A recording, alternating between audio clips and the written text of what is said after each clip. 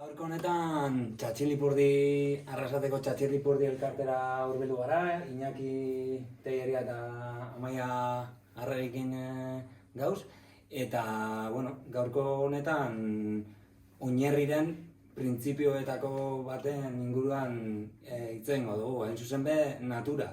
Pandemiak naturaren beharra euela adierazi zauen edo azpimarratu zauen. Beti entzun izan dugu naturaren onurak aurren edo pertsonen garapenean izugarrizko onurak ditula, baina pandemiak bete-betean agerian jarri zauen. Eta hain zuzen be, herri hezitzaien balioetako bat bada naturaren oinarri, hau da, herriak berak hezi egiten dau eta alderdi gogorra, hau da, hirigintza bernaturalizatu geike, baina garrantzitsua da gai herri barruko eragileek zer egiten dabean eta nola egiten dabean. Eta hain zuzen be, gaur Arrasaten gaude, Txatxilipurdi elkarteak natura jolasean ekimena urte luzez martxan jarri duelako beste eragile batzuekin elkarlanean.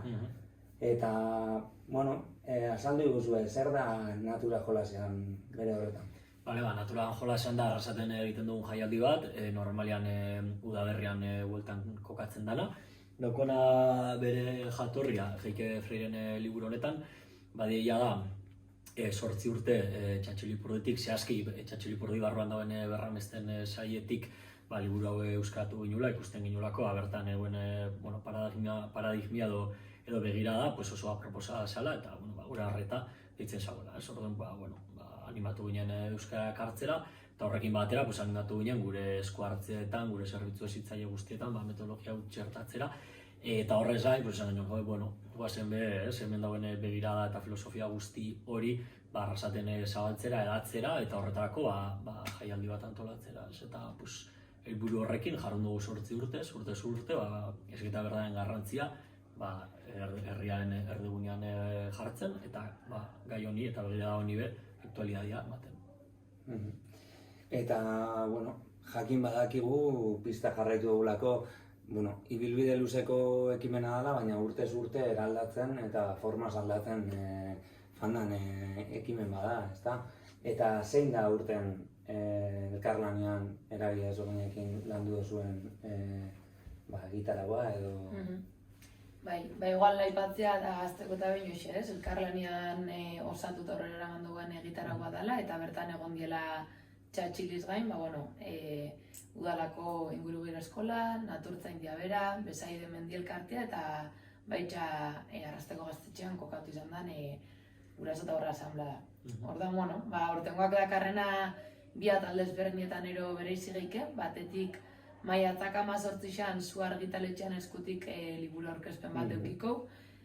Berau 3 ipuinez osaturiko argitalpen baten oinarrituko da, eta batetik ipuin kontaketia eukiko argitaletxekoen eskutik, eta gero argitalpenak batzen dauen alderdi teoriko hori praktikara eruteko tarte bat irekiko.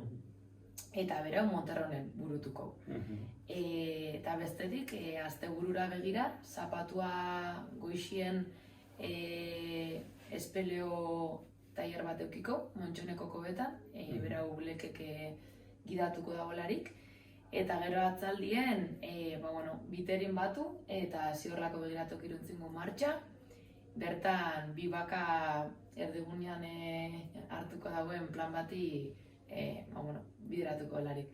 Orduen, biterritik urten eta zigarlaro entzingo martxa.